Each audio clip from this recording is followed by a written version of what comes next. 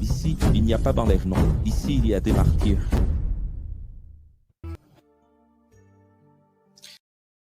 « 19e cours, Université Aix, 72 cours. Acte, Marseille 1. Chapitre 14 à 17, en réalité. On passe au chapitre 14. Elle aussi. Vous avez lu le titre? C'est intéressant parce que si quelqu'un lit le titre, il va penser que c'est du sensationnalisme, que c'est irréel. Il n'y a rien d'irréel. Fuyant la persécution des juges qui avaient aidé les chefs des églises en Pisidie, maintenant à Iconium, également en Turquie, à une journée de marche, les professeurs Paul et Barnabé se sont rendus de nouveau à la synagogue de la région pour parler aux juifs et aux non-juifs de la vérité. Beaucoup ont cru à l'enseignement, mais une autre partie est restée confuse. Et je le dis toujours, n'est-ce pas? Écoutez celui qui a essayé, c'est être instruit, et écoutez celui qui n'a rien, c'est être embrouillé. Et la confusion engendre la destruction, et même détruit. Alors, une autre partie est restée confuse et a été incitée par les chefs religieux contre Paul et Barnabé. Pourquoi cette autre partie a-t-elle été incitée? Qui est incité? Être incité, c'est être manipulé, aliéné. Celui qui reste confus. Pourquoi faut-il évoluer, avoir de la conviction, de la foi? Pour ne pas rester confus? Celui qui est confus, dans le doute, partagé, devient une proie facile. Et ici, il convient d'adresser une parole pastorale difficile. La vie est faite de choix, d'équilibre, de sagesse. C'est ça, la pastorale. Cela restera gravé à jamais, si cela arrive.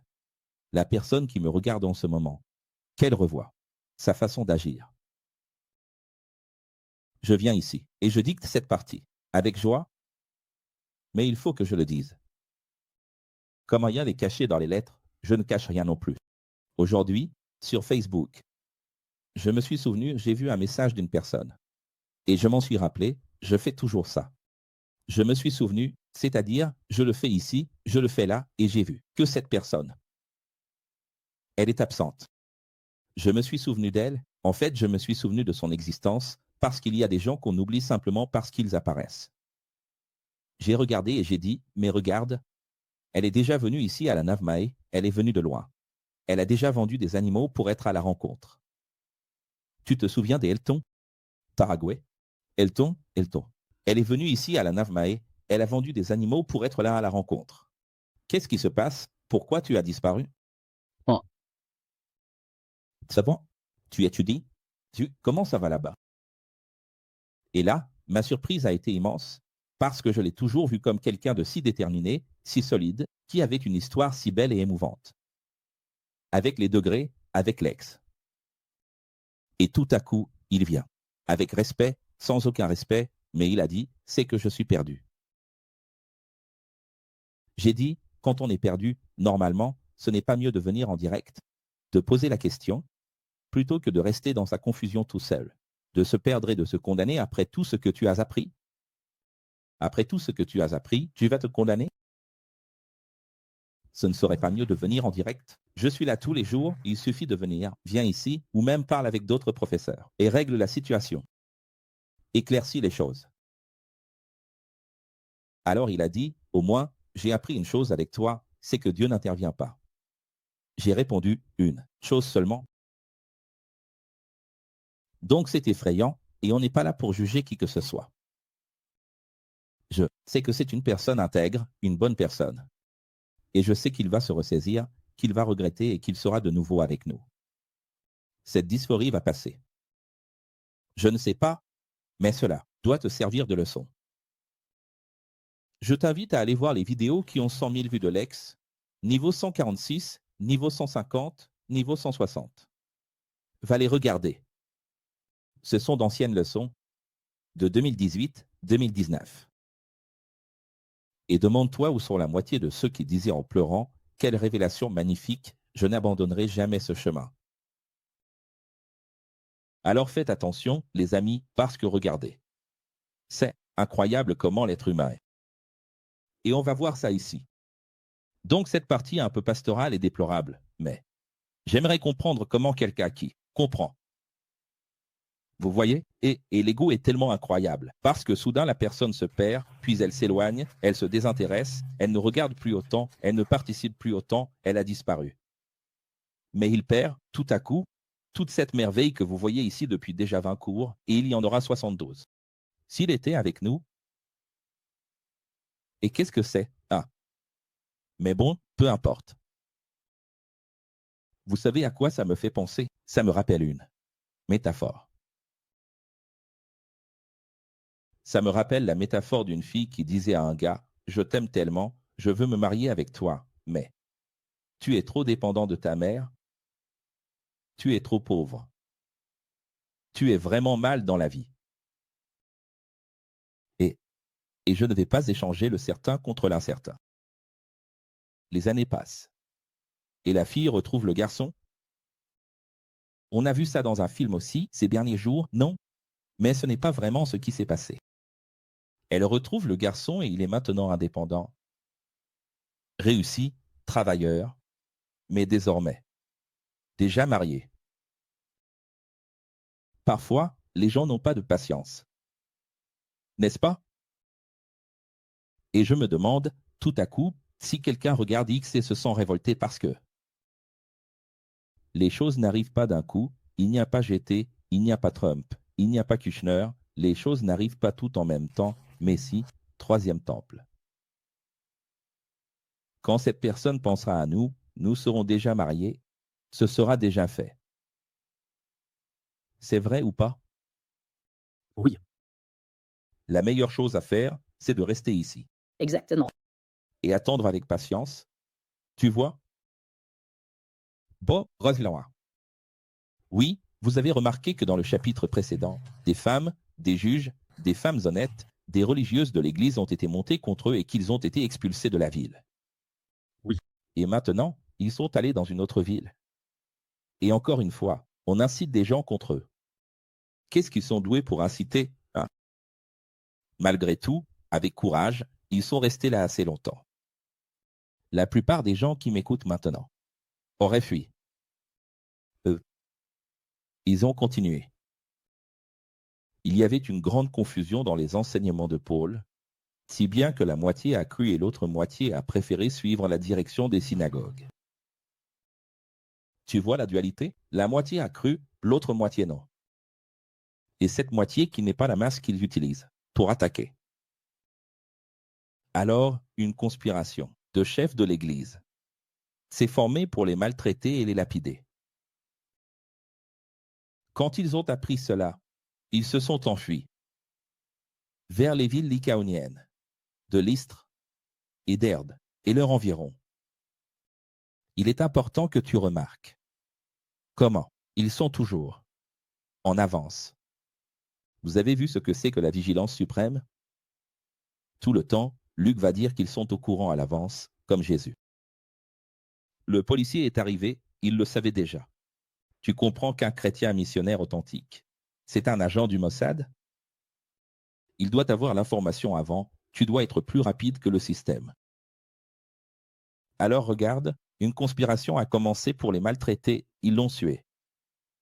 Se sont enfuis. Tu as remarqué qu'à chaque fois ils savent à l'avance? Ce n'est pas un grand enseignement pour vous? Oui. Oui. La vigilance, hein? C'est bien attention parce que la vigie, qui est? Ça ne sert à rien de dire « Ah, vigilance suprême, hein, professeur ». La vigie prouve que tu as une vigilance suprême en sachant à l'avance. L'information doit nous parvenir avant. Certains signes se sont produits là-bas à Lystre, comme un homme paralysé des pieds depuis sa naissance. Luc raconte que Paul aperçut qu'il y avait de la foi dans le regard de cet homme et il a été guéri immédiatement. Je veux aborder un autre aspect ici.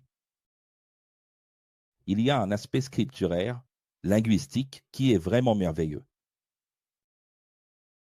Quand Jean va parler de lui, ou Marc, ils ont une façon humble de s'exprimer à la troisième personne. Tu vois, ils disent, et cet homme qui était là, c'était Marc. Il n'a jamais dit, j'étais là. Il y a toute une humilité. à imposer. Pourquoi agissait-il ainsi?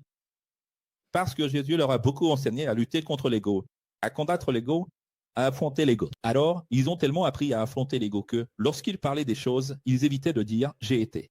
Ils essayaient de ne pas faire cela. Paul, lui, est arrivé et a tout changé. Parce que Paul disait déjà « moi, je parle plus de langues, moi, je ». Mais ceux qui ont marché avec Jésus étaient pleins de cette attitude de « tu sais, enferme-moi ». Maintenant, Luc a une autre façon d'être. Regarde comme c'est intéressant. Luc, lui, fait comme ça. Regarde comme c'est vraiment intéressant. Quand il n'est pas dans l'histoire, il dit « alors Paul, Silas, Barnabé ». Et ils sont allés là-bas. Il s'est passé ceci, ils sont entrés, ils sont sortis. Mais quand il est dans l'histoire, il ne dit pas « et à partir d'ici, moi, Luc, j'étais là ». Il ne dit pas ça. Il s'intègre simplement en changeant le verbe. Alors il s'intègre dans le texte en disant « et nous ». Incroyable. Là, il commence à dire « nous sommes allés, nous étions, nous sommes sortis, nous sommes entrés ». Puis, quand il n'est plus avec eux, il dit « et ils sont partis ». C'est vraiment bien, ça. Est-ce que tu comprends? Tu ne vas peut-être pas t'en rendre compte, mais à partir d'aujourd'hui, tu vas remarquer ce dont je parle. Mais c'est ça, la sémantique de la chose, la plupart des gens ne vont rien remarquer. Oui, donc, Paul a guéri cet homme et remarque que cet homme, c'est, en gros, ça va se reproduire. C'est ce que j'appellerais réato. Pourquoi réagir? Qui est intelligent ici? Répétition de l'acte, non? Ça va se reproduire. Pourquoi je réagis? Parce que, tout comme Pierre et Jean guéria, infirme de naissance que tout le monde connaissait à la porte du temple des Juifs, ici. Paul et Barnabé guérissent, regarde comme c'est intéressant. Non, ça, c'est divin. Il n'y a pas les actes 2 pour les Juifs? La Pentecôte des Juifs, et il n'y a pas les actes 10 pour les païens? La Pentecôte des païens? Oui. Tu sais quelle théologie enseigne ça? Jamais. Jamais. On n'en parle même pas. Personne n'a jamais vu ça. Ils ne savent même pas.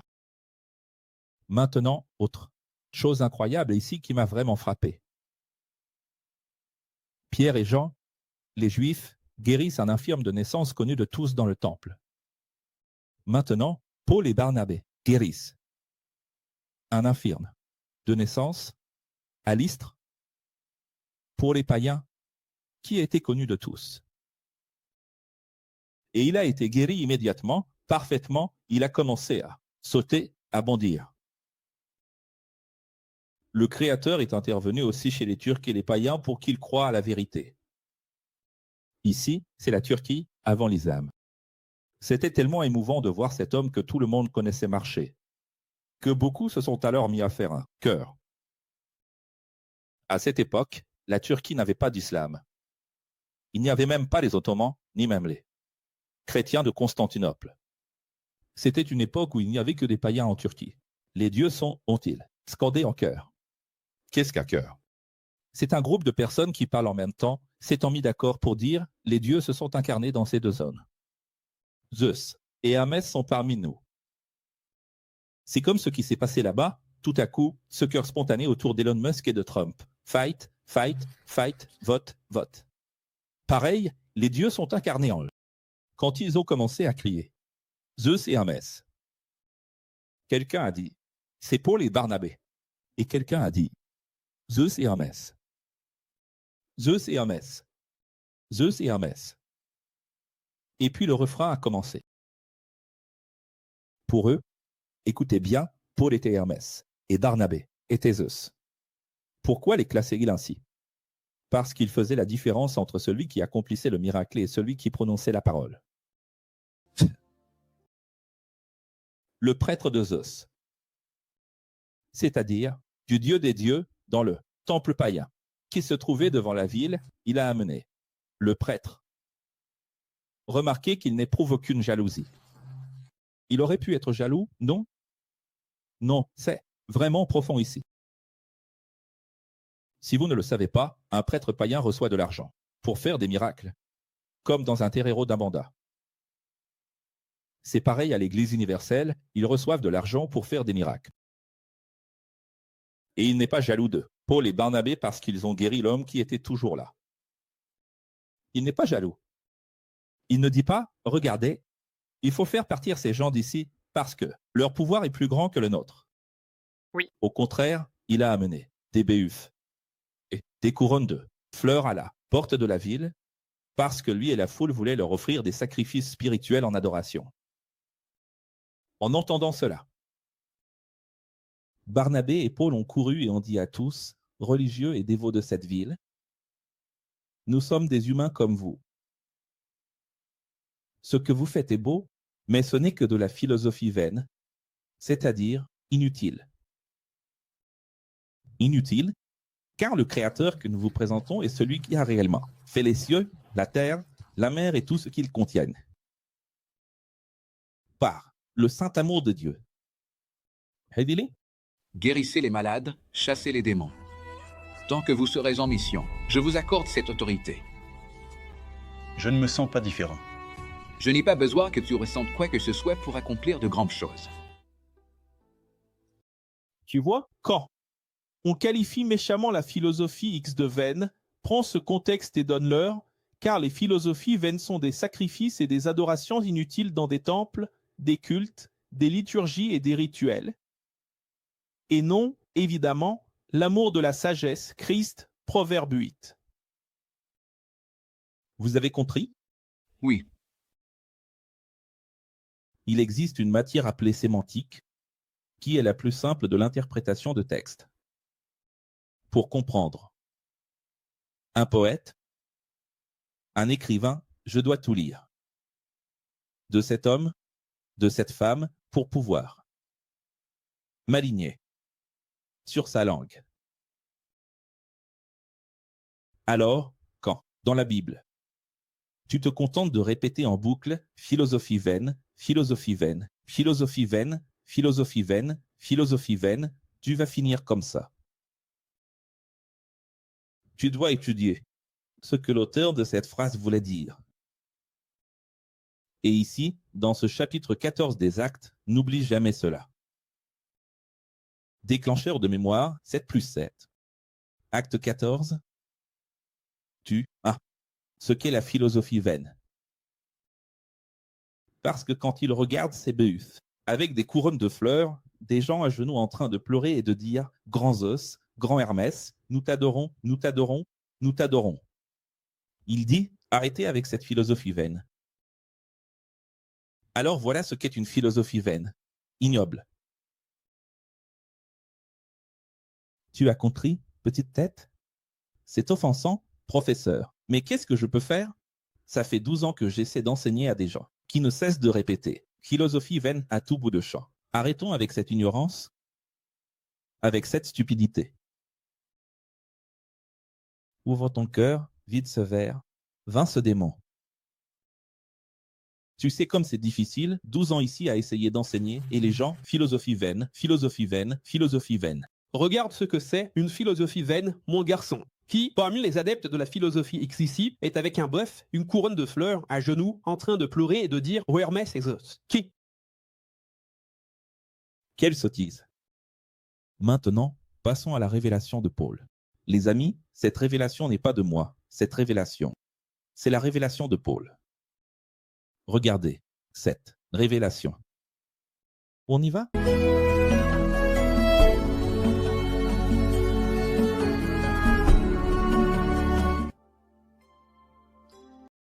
Créateur a toujours permis que les nations croient au Dieu qu'elles voulaient, qu'elles pensaient, et elles seraient jugées selon leurs vérités qui sont relatives.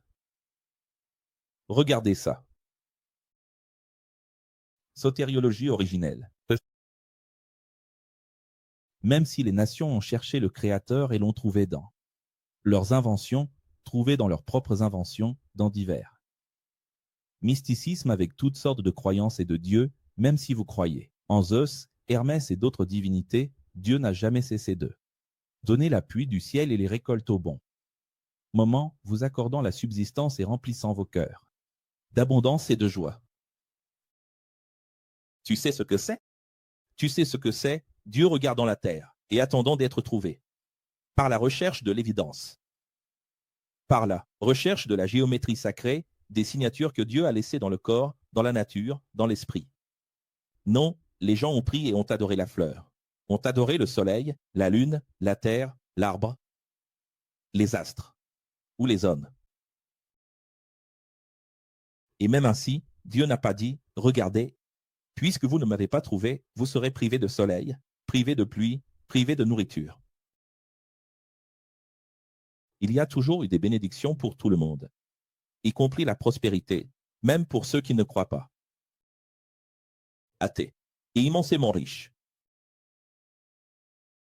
Je ne crois pas en Dieu, mais si on plante, ça pousse. Et ça pousse beaucoup. Même après cet enseignement, devine quoi? Les religieux mystiques de cette ville, menés par le médium du temple, ont continué à offrir des animaux, du sang, des fruits, des fleurs et des céréales de toute qualité à Zeus et Hermès. Ont-ils changé? Non. Oh, il a arrêté? Non. Parce que, comme aujourd'hui, on y va. Revenez. Il y a une douce lumière qui brille doucement au milieu des ténèbres. Tu vois, rien n'a changé, le mysticisme est le même des juifs aux païens. Tu enseignes, tu parles, tu montres, tu révèles, et ils restent confus, s'accrochant à la tradition de leurs ancêtres. Tu vois comment c'est, non? Si j'allais maintenant à Aparecida, et que Dieu intervenait à nouveau et que je guérissais le paralytique devant Aparecida, tout le monde dirait, quelle merveille, vive Notre-Dame d'Aparecida pour la vie de celui-là. On exalte, puis ils vont faire des processions avec des images, ils vont même créer une sainte pour ce jour-là et tout le reste. Et les Aquilo, et leurs enseignements. Merci. Personne ne change. N'est-ce pas? Tu sais, hein? Maintenant, pour ne pas parler seulement des catholiques, ça arriverait aussi chez les évangéliques, chez n'importe qui. Ça ne change pas, c'est la tradition. Cependant, voici la merveille de l'adoration d'un prêtre païen qui aujourd'hui serait un médium d'un banda, de candomblé, ou de n'importe quelle autre branche indigène, africaine, indienne, chinoise, thaïlandaise, peu importe. Ils adoreraient et remercieraient bien plus que les chefs de la Bible. D'ailleurs, à l'inverse, tu vas voir maintenant ce que les chefs de la Bible ont fait avec Paul et Barnabé. Et avant de commencer, que ce soit bien clair, cette révélation. Il n'a pas ressenti de jalousie. Quand Pierre et Jean ont guéri, l'homme le plus connu du culte de la prière, cela a entraîné des coups, des persécutions, de la prison, des menaces de mort. C'est vrai ou pas? C'est vrai. Pourquoi? Jalousie? Haine? Oui, compétition. Maintenant, à l'Istre, pour les païens de Turquie, l'homme le plus connu est guéri. Et quel est le résultat? Amour, gratitude, fleurs, honneur. Incroyable. C'est de la folie. Le delta s'est inversé, nous? Et si je devais comparer encore, je prendrais acte 2. Qu'est-ce que ça a donné? De la confusion. Des gens dehors menaçaient, les dirigeants sont allés jusqu'à Jérusalem pour raconter parce qu'ils étaient fous, ivres. Qu'est-ce qui s'est passé dans Acte 10? Acte 2, n'est-ce pas? Qu'est-ce qui s'est passé dans Acte 10? Joie, banquet, fête, gratitude. Comparez pour voir comment le message est reçu, chez les juifs et chez les non-juifs. Et aujourd'hui, vous savez, on ne parle pas de juifs, n'est-ce pas? Aujourd'hui, on parle de la mentalité, de la Bible. Alors, qui est le juif aujourd'hui? Vous voulez voir qui est le juif aujourd'hui? Le juif n'est pas le juif de sang, il y a des gens qui se trompent. Le juif, c'est celui-ci, regardez. Regardez ce que la Bible dit ici, regardez, regardez, regardez ici. Les chefs religieux d'Iconium, d'Antioche et d'autres villes se sont unis et sont allés voir Paul et Barnabé. En les rattrapant, ils ont tendu une embuscade et ont lapidé Paul avec une telle violence que, voyant qu'il avait cessé de respirer, ils l'ont traîné hors de la ville parce qu'il était déjà mort. Révèle-le. Jusqu'à quand vas-tu nous laisser dans le doute? Si tu es le Christ, dis-le ouvertement. Je vous l'ai déjà dit, mais vous ne croyez pas. Quand nous le diras-tu? Blasphémateur. Moi et le Père, nous sommes un. Quoi? Contraste parfait, n'est-ce pas?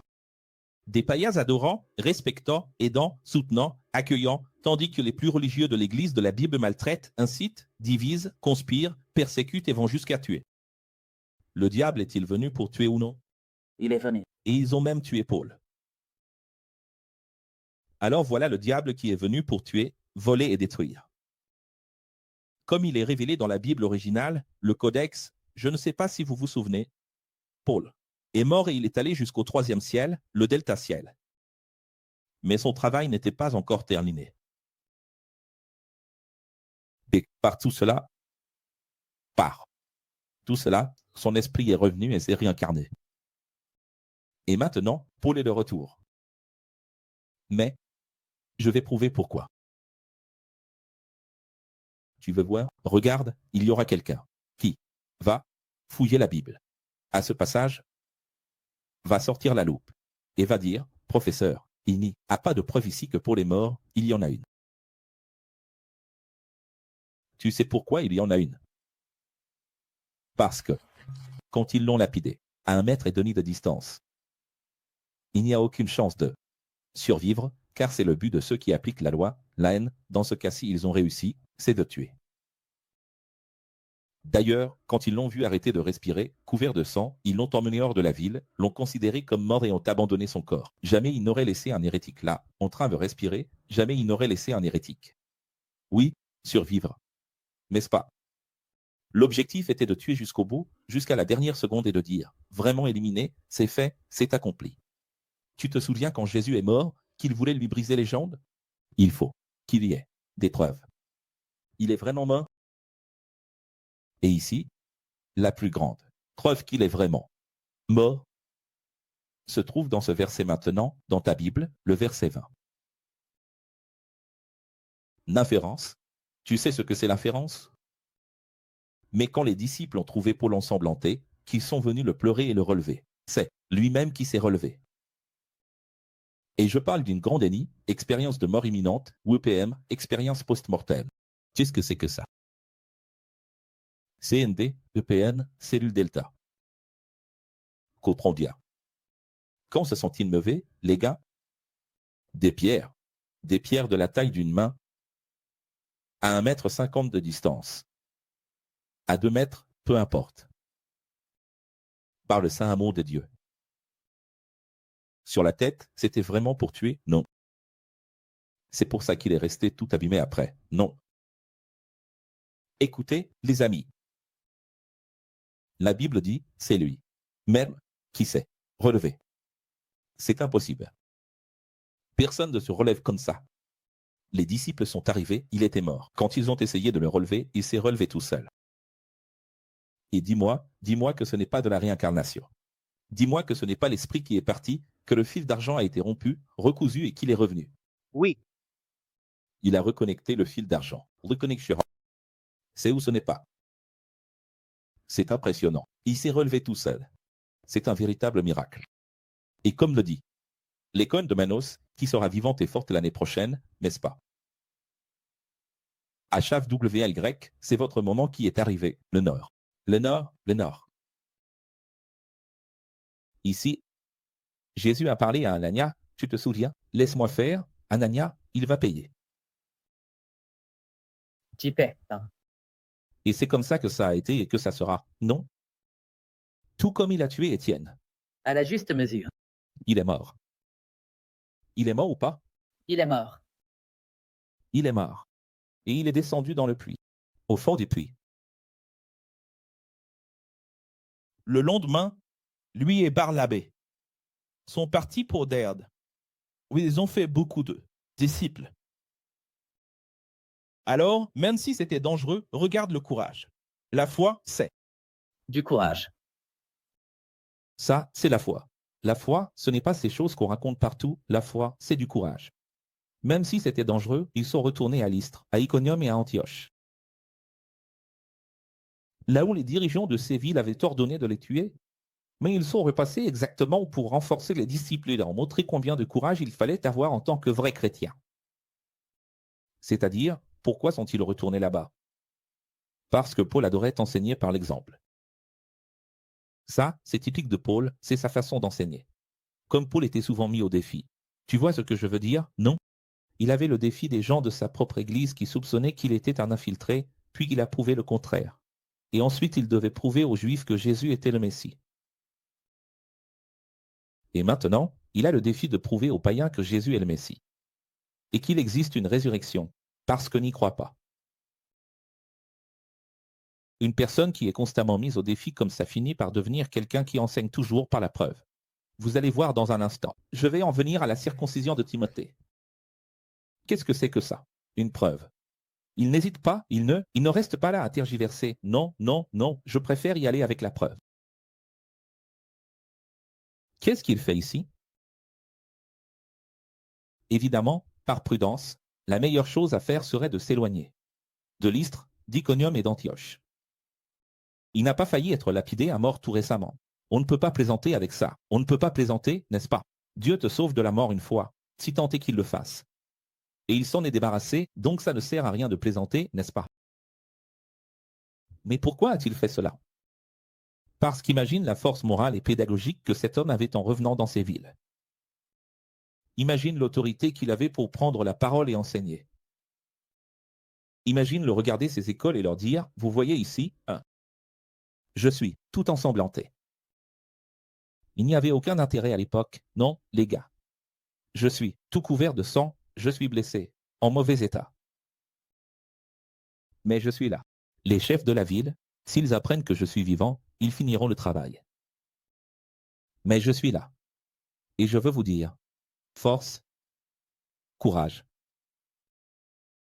Quelle autorité? Soyez honnête, une personne comme ça, elle a de l'autorité ou pas? Beaucoup d'autorité. Batte-toi, batte-toi, batte-toi. Il a de l'autorité ou pas? Tout ensanglanté. Franchement, réfléchissez bien. C'est très profond. Je fais des pauses comme ça, vous voyez, parce que je suis dans l'histoire, je suis à l'intérieur de l'histoire, je suis en train d'hologrammer l'histoire. Je suis revenu dans le temps. Je regarde la scène. Tu n'arrives pas à voir la scène, je n'ai pas besoin de lunettes ni d'un bouton cérébral sur la tête pour voir la scène. Je vois la scène. C'est vraiment de l'autorité. Non.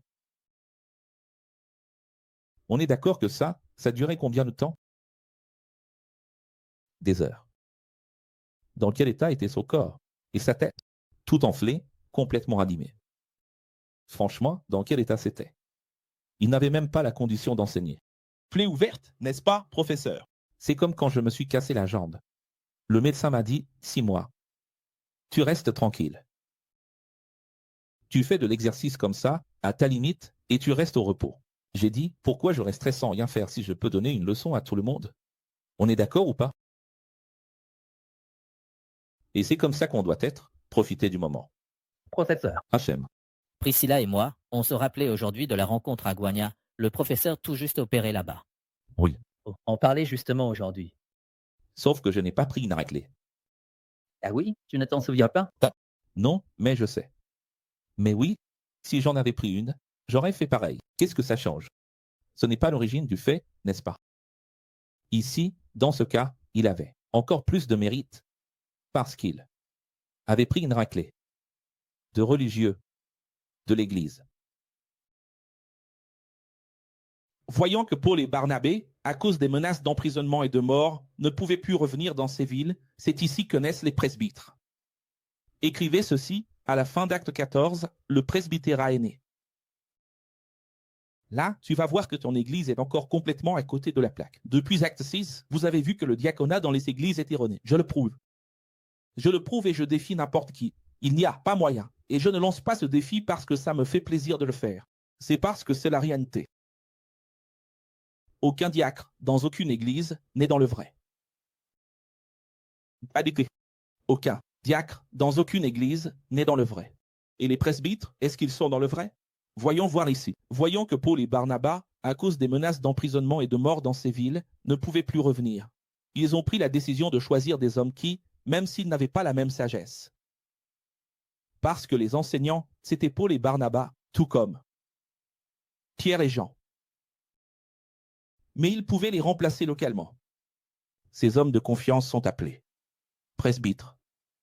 Presbytre, c'est en grec, en hébreu, c'est ancien. Donc l'Assemblée de Dieu a choisi le grec. Et la congrégation chrétienne a choisi l'hébreu ancien. C'est ridicule.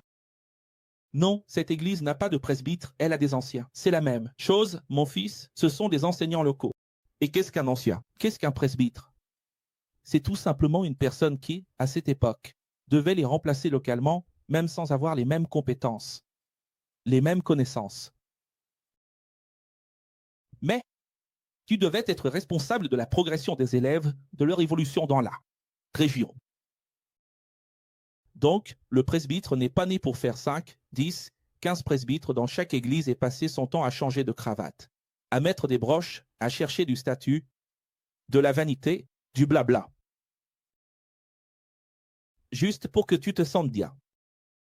Le presbytre est né d'un besoin réel, car il ne pouvait pas revenir ici à cause de la menace de mort.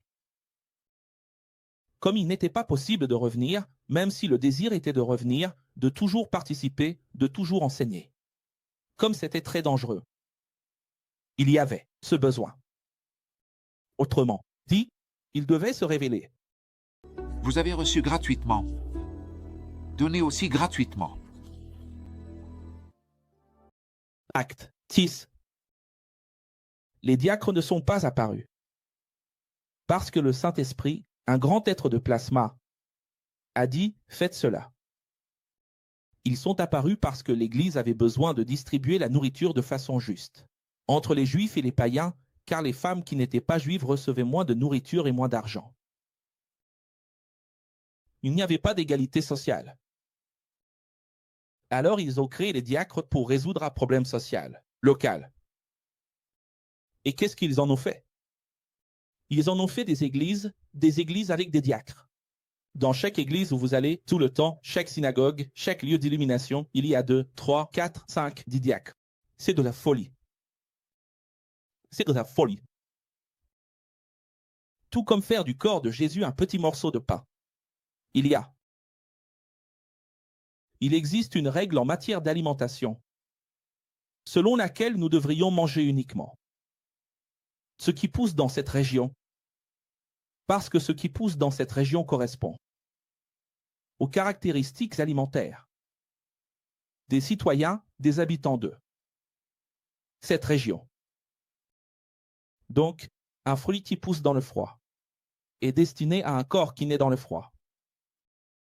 Pour la chaleur, c'est la même chose. Donc, par exemple, la pomme d'Argentine, elle pousse dans le froid. Elle possède des propriétés importantes pour que les chevaux s'accouplent. Pour récupérer, elle contient une fructose riche pour récupérer parce que les chevaux se disputent les femelles et finissent par se mordre et se blesser. Et ils se font des entailles dans la peau, donc. La fructose augmente la libido pour avoir des rapports avec les juments. La cicatrisation est plus rapide. Et ces propriétés sont destinées aux animaux du froid et par conséquent aux humains qui mangent des pommes dans le froid, comme ici dans notre région montagneuse de Santa Catarina, qui est très riche en pommiers. C'est dans ce sens-là. Donc, autrement dit, une personne vivant dans la chaleur ne devrait pas manger de pommes. Argentine. Parce que les propriétés, c'est pour ceux qui sont nés dans le froid. Mais avec l'importation et l'exportation au cours des 100 dernières années, qu'est-ce qu'on fait? On a la chance de manger ce qui pousse de l'autre côté du monde. Ceux dans le froid mangent ce qui vient du chaud, dans le chaud on mange. Quel rapport avec mon enseignement? Parce que, de la même manière que nous ne devrions pas manger certains fruits, parce qu'ils n'ont rien à voir avec notre corps, notre région. Il n'y a pas non plus de diacre partout ni de presbytre partout. Je vais répéter, le diacre n'existait que pour résoudre un problème d'inégalité sociale locale. C'est tellement vrai que, je vous pose la question, à Corinthe, y avait-il des diacres? Non. À Corinthe? À Thyatire? Non. Il n'y en a pas, mon fils. Ce qu'il y a, c'est un diacre de Jérusalem qui a voyagé là-bas un jour. Mais il n'est pas diacre là-bas et personne n'a été oint ou choisi comme diacre là-bas. C'est de la folie. Aujourd'hui, le diacre est portier d'église. Diacre, mais n'est-ce pas? C'est une folie totale. Et chaque dénomination a sa propre interprétation. Mais Dieu est amour, par exemple, le diacre, il a bien plus de valeur que dans une assemblée de Dieu. Ça change. Là, il y a des diaconesses, ailleurs il n'y en a pas. C'est ridicule. Et il reste à discuter. Il y a des disputes et des débats entre pasteurs pour savoir si on peut avoir des diaconesses ou non. Regarde ce qu'ils sont en train de débattre alors que le diaconat n'aurait même pas dû exister. Le diacre, c'est un problème local, temporaire. Et l'ancien, il est né pourquoi? C'est la même chose, mon fils. À cause de la persécution, à Lystre, à Iconium, à Antioche. Paul, Barnabé, Silas ne pouvaient pas continuer à revenir dans ces villes, dans ces écoles. Le mieux qu'ils pouvaient faire, c'était de rester à Antioche, parce qu'Antioche était grande. Parce qu'Antioche, qui est aujourd'hui Antakya, en Turquie, est une grande région. Une région proche, la région qui allait bientôt avoir la plus grande école. Mais on ne peut pas continuer à revenir, alors qu'est-ce qu'on faisait? En notre absence, comme vous ne pouvez pas toujours avoir notre présence, notre capacité. Alors, élisons des hommes qui puissent nous remplacer d'une certaine manière. Donc c'est un problème local. Comment veux-tu mettre un ancien dans chaque ville, mon fils? Juste pour flatter des égos, William. Juste pour flatter l'ego, Josimar de Vanetti. Si tu crois que c'est une blague, il y a aujourd'hui des millions d'anciens, de diacres, de collaborateurs dans les églises. Des millions. Des millions. Il y a des églises assemblées de Dieu où tu entres et il y a 200 membres, dont 50 sont anciens, juste pour faire plaisir aux familles, pour maintenir. Changement. Elle va à l'église heureuse. Je suis ancien. La famille, l'église reste, toute la famille est contente parce qu'il y a un ancien dans la famille. Tout est faux. Vous savez quand est-ce que vous allez vous humilier et dire « je me prosterne ». Je déchire mes vêtements et je dis « professeur, il faut que ce soit juste. Je vais suivre le bon chemin. Je vais tout corriger. » Tu sais quand est-ce que tu vas faire ça? J'en doute. Parce qu'aujourd'hui, c'est une autre époque. Mais je ne sais pas exactement tout. Le pourquoi. Je connais en grande partie la raison, mais pas entièrement. Et je suis là pour révéler ces choses, mais la raison complète pour laquelle Dieu veut cela, je ne la connais pas. Ils ont voyagé à travers de nombreuses villes jusqu'à s'arrêter à Antioche, là où tout a commencé. Et là, lors d'une grande rencontre, ils ont raconté à tous les élèves les merveilles qu'ils avaient vécues pendant tous ces mois. Acte 15. C'est maintenant, le chapitre 2, l'unique. C'est l'un des 7 cours les plus importants de l'université d'Aix. Il y a l'université d'Aix, 72 cours, et il y a l'unique. Tu sais ce que c'est? On va l'écrire ici pour que tout le monde comprenne. Regarde. Université d'Aix, 72, et il y a l'unique, avec un X majuscule, qui n'aura que 7 cours. Le cours d'aujourd'hui, à cause des actes 15, la nouvelle Bible, fait partie des cours de l'unique.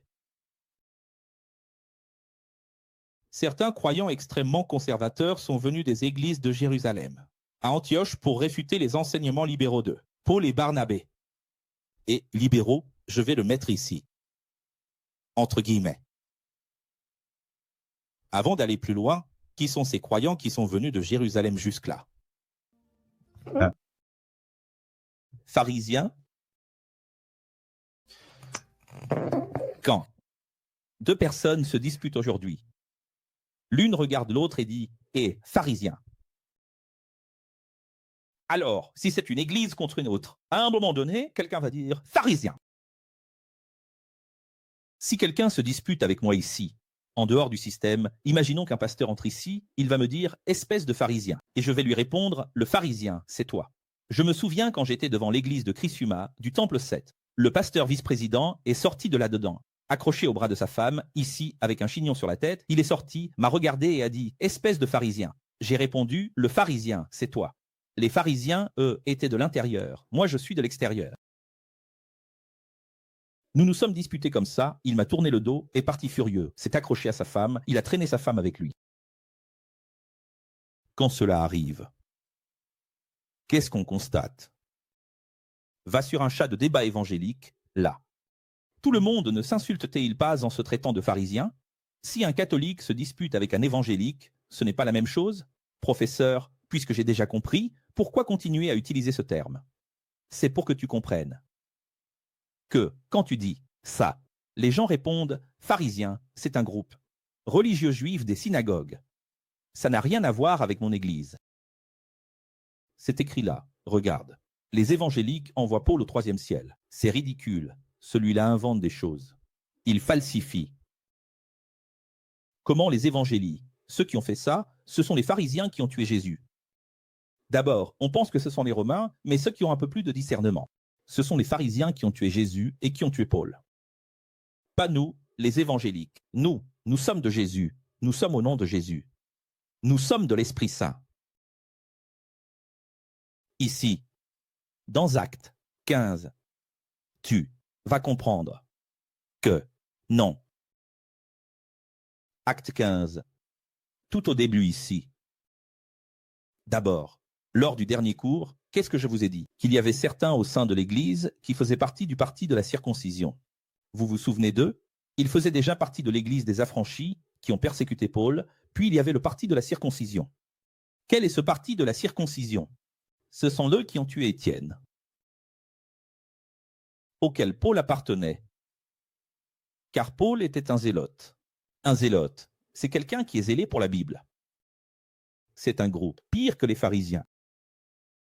C'est un groupe tellement zélé qu'ils ont déclenché la guerre en 66, qui s'est terminée en 70, en disant « Au nom de la Bible, j'ai une arme et une Bible ». Alors, pour eux, porter une Bible et porter une arme, c'est la même chose. Écoute bien ce que je suis en train de dire. Je dis qu'un des disciples de Jésus, comme on l'a vu dans The Chosen, était un zélote, que Jésus a choisi exprès, parce qu'il avait besoin de lui et de ses connaissances du Mossad. Car les zélotes ne connaissaient pas seulement la Bible, ils avaient aussi un entraînement militaire, pour combattre au nom de Dieu. C'est pour cela qu'ils ont tué Étienne, parce qu'ils étaient des militaires au nom de Dieu. Extrême droite. Parfait. Extrême droite. Écoute. Non, regardez. Les gens, regardez. Cela, maintenant, au nom de Jésus. Parce que tout le monde va dire non, non, non. Ça ne me concerne pas. Mais si, ça te concerne. Si tu prends Acte 15, par exemple, et que tu commences à lire. C'est un exemple. On voit déjà ça depuis Acte 6, mais maintenant, dans Acte 15, si tu commences à lire, il y en a qui sont extrêmement conservateurs. Qui sont ceux-là? Ici, certaines traductions vont parler du parti des pharisiens, mais ils n'étaient plus des pharisiens de Jéhovah. Ils avaient cru, ta Bible dit comme ça, et ceux-là avaient cru. C'est-à-dire, maintenant, ils étaient pharisiens au nom de Jésus. Alors je te demande, tu sais pourquoi je fais tout ce détour, ce contexte? Parce que vous avez tous cette habitude de penser que le pharisien a changé spirituellement maintenant. Ce n'est pas maintenant. Des années après la mort de Jésus, il y avait déjà des pharisiens, chrétiens. Des pharisiens au nom de Jésus. Au nom de Jésus, je te tue. Ce n'est plus au nom de Jéhovah, c'est au nom de Jésus que je te tue. Tu comprends? Non, regarde la richesse de ce que je dis. Ouais, les gros gospels, le lobby de la Bible, le lobby des armes, tout ça. Voilà.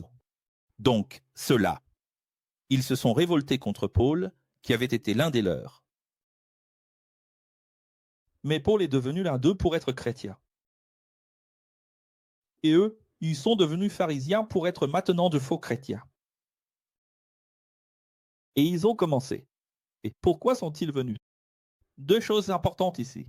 Pourquoi sont-ils venus fouiner ici? Pourquoi sont-ils venus perturber ici? Première chose, parce qu'ils ont vu que ce que Paul et Barnabé enseignaient n'était pas vraiment biblique. Il manquait l'obéissance au commandement. C'est-à-dire, un nouvel habit signifie que le corps est le même, l'esprit est le même, seule la tenue a changé. Ils ont mis un autre uniforme, ont troqué l'uniforme de Jéhovah contre celui de Jésus, mais les pharisiens restent les mêmes. Les mêmes. pharisiens sous le nom de Jésus.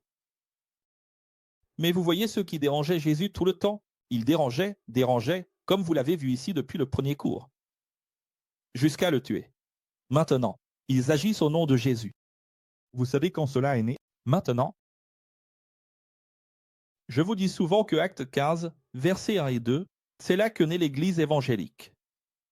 L'Église évangélique ne naît pas avec Luther, ni avec Zwingli, ni avec Calvin. La réforme protestante ne naît pas le 31 octobre 1517, elle naît ici, regardez. Acte 15. C'est ici que sont nés les évangéliques et les charismatiques. C'est bien cela. Deuxième chose que je dois dire. Ils sont allés de Jérusalem à Antioche pour les défier sans autorisation. Pierre et Jean n'ont pas donné d'autorisation. Par orgueil, ils ont dit « Nous n'avons pas besoin de l'autorisation de Pierre et Jean ». Regardez comment sont les gens. Alors, tout le monde dit que l'Église primitive est magnifique. Les mêmes problèmes, comme aujourd'hui. Ça ne sert à rien d'avoir la sagesse de Paul si vous n'obéissez pas au commandement du Seigneur, comme c'est écrit dans la Bible. Vous ne serez pas sauvés. Vous savez qui dit ça? Ce sont ces chefs qui défiaient l'autorité de Pierre, de Paul. Cela a poussé Paul et Barnabé. Regardez ce que dit votre Bible. Il y a un petit désaccord. Il y a une grande dispute et discussion avec eux. Mais cette fois, ils ne discutent pas avec des pharisiens dans la cour du temple. Et il faut crier ici pour que tu comprennes. Ils discutent à l'intérieur de l'école. Tu vois ce que c'est, le système? Ça change tout. Ça commence déjà, avec de l'abandon. Le trouble n'est plus à la synagogue. Maintenant, la menace est interne. Le pharisaïsme a tellement évolué qu'il agit au nom de Jésus à l'intérieur de l'Église. Et qu'est-ce qu'il provoque? Des disputes. Y avait-il des disputes jusqu'à aujourd'hui? Il n'y en aurait pas. Y avait-il des disputes ici dans l'Église primitive? Il n'y en aurait pas. Y avait-il des discussions? Il n'y en avait pas. Et maintenant, il y en a. Pourquoi? C'est eux. Mais il y a des gens qui disent, le professeur Fiex, c'était si bien avant, maintenant il y a des problèmes dans les groupes. Va voir qui crée des problèmes. Tu n'es pas un ex-pasteur. Tu n'es pas un ex-chanteur. Tu n'es pas quelqu'un qui n'a jamais obtenu ses diplômes, qui n'a jamais rien compris. Tu n'es pas quelqu'un qui a un pied dans l'église et un pied dans l'ex. Voyant que la confusion était grande, Paul et Barnabé ont été obligés de se rendre à Jérusalem. Traiter cette question avec Pierre, Jean et tous les autres enseignants qui ont marché avec Jésus. En chemin. Ils sont passés par les écoles de Phénicie et de Samarie et ont raconté comment les non-juifs accueillaient la vérité avec beaucoup de reconnaissance. Ils ont profité du voyage. À leur arrivée à Jérusalem, ils ont été bien accueillis par tous. Et d'abord, ils ont raconté en détail tout ce qu'ils avaient vécu pendant ces mois de voyage en enseignant aux non-juifs, aux païens. Alors, pour que tu comprennes, ils ont décidé d'organiser un grand symposium, le tout premier grand symposium de l'Église, avec tous les enseignants et organisateurs, afin qu'ensemble ils puissent décider. Comment résoudre cette première division entre eux? Parce que, malheureusement, Pierre et Jean ne savaient pas comment gérer certains anciens pasteurs, ou anciens prêtres, ou anciens rabbins, qui étaient maintenant des leaders avec eux, et même des chrétiens. Ils n'acceptaient pas cette liberté apportée par Paul et Barnabé. Et quand je regarde mon parcours, je vois que les plus grands problèmes que j'ai eus sur X, c'était avec des chanteurs gospel qui se disaient X, qui se disaient pasteur. 80% des problèmes que j'ai eus avec des êtres humains sur X, les embrouilles qu'ils ont créés, et qui sont restés comme si c'était des histoires de X, c'était des gens qui étaient responsables de quelque chose dans le temple. C'est ça, regarde. Et Pierre et Jean ne savaient pas quoi faire pour s'en débarrasser parce que le problème était à Jérusalem. Ces responsables se sont levés pendant la réunion et ont dit « Donc, regarde, la situation était tellement dramatique Que qui commence? La réunion? Ils étaient déjà en train de prendre la parole à la place de Pierre. C'est triste ou pas? D'accord. Nous avons dit qu'il n'y a aucun moyen pour quelqu'un d'être sauvé, même au nom de Jésus, par le sang de Jésus, s'il n'obéit pas au commandement de la Bible. C'est ce qu'ils disent. Ce qu'ils disent, c'est ceci: il n'y a pas de Jésus, ne viens pas me parler de cette histoire de Jésus et de grâce. Il n'y a pas de grâce et il n'y a pas de Jésus. Pour être sauvé, il faut obéir à l'Écriture. Une grande discussion a alors commencé, au milieu de ce débat soulevé uniquement par les anciens chefs du temple. Pierre s'est levé et a pris la parole pour demander. Au milieu de ce débat, je vais remplacer le verbe ici, créé uniquement par les anciens chefs du temple. Je verrai plus tard. Tous les chefs présents, vous savez que, depuis longtemps, Dieu lui-même, en chair, Jésus, m'a choisi. Un point important ici, c'est qu'il commence d'abord, puis Pierre prend la parole. Pierre s'est levé, il a vu la situation. Comment ça se passait? Et comment Pierre a-t-il réussi à affronter cela? Vous avez vu comment? Que Pierre n'arrivait pas à affronter cela. Vous savez comment il a réussi? L'unité. Parce que tout le monde est venu, tous les enseignants étaient là. Comment affronter-on les mauvaises choses dans le corps? Unité. On réunit tout le monde et on remet de l'ordre dans la maison. La deuxième chose que je remarque, c'est que Pierre appelle Jésus Dieu. Parce que Pierre dit, vous savez, vous tous le savez, que j'ai été appelé par Dieu lui-même. Donc, cela veut dire, Jésus m'a choisi parmi vous pour enseigner la vérité aux Juifs et aux non-Juifs. J'ai mis du temps à comprendre, mais depuis le jour de ma vision, quand je suis allé chez Corneille, le chef militaire païen, j'ai compris ce que Jésus me disait à propos des païens libéraux.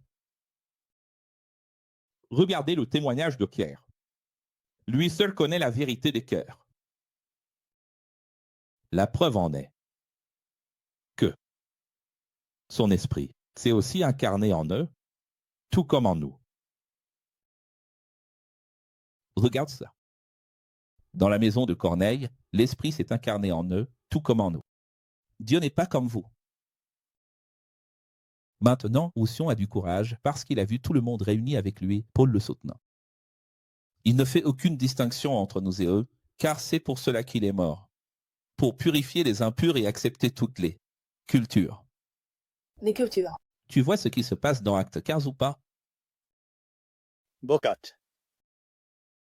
Ce qui se passe, c'est quand Jésus a dit « Vous serez fouettés dans la synagogue », ça c'est déjà accompli, non? Plusieurs chapitres ici, c'est déjà accompli, oui ou non? Oui. Et quand il a dit « Vous ferez des choses plus grandes que moi », ça c'est déjà accompli. Mais Jean 17 est en train de s'accomplir dans Acte 15. La philosophie X a commencé en s'appelant « Je veux une église ». Tu le sais, n'est-ce pas? Dans le sens de l'unité, ce n'est plus une église. C'est dans le sens de l'unité. Je vais vous montrer ici, par exemple, le livre où tout a commencé. Regardez une photo. Enlève-moi le texte. Ici, cette photo d'autrefois, regarde. 2012. Je l'ai trouvée sur mon téléphone hier. Certaines sont parfois. Celles qui ne seront pas disponibles au téléchargement, je vais les mettre à disposition pour que vous puissiez les télécharger ou les voir. Donc ici, il y a des images très anciennes. Tiens, par exemple, regarde, je vais te montrer comment j'ai fait jeter à l'époque. Regardez ça. Jeter. Pourquoi est-ce que je dis ça? Parce que le « je veux une église » de Jean 17 s'est accompli ici. Il dit que vous soyez un, comme moi et le Père Sama. Que vous soyez un. pour me remplacer, pour réussir à vaincre le mal, le diable. Et comment l'Église a-t-elle réussi, dans Acte 15, à vaincre le diable? Bien. Pierre s'est retrouvé désespéré. Il a dit, « L'Esprit du Christ est en moi, mais c'est difficile de vaincre ces gens ici. » Devine qui a réussi?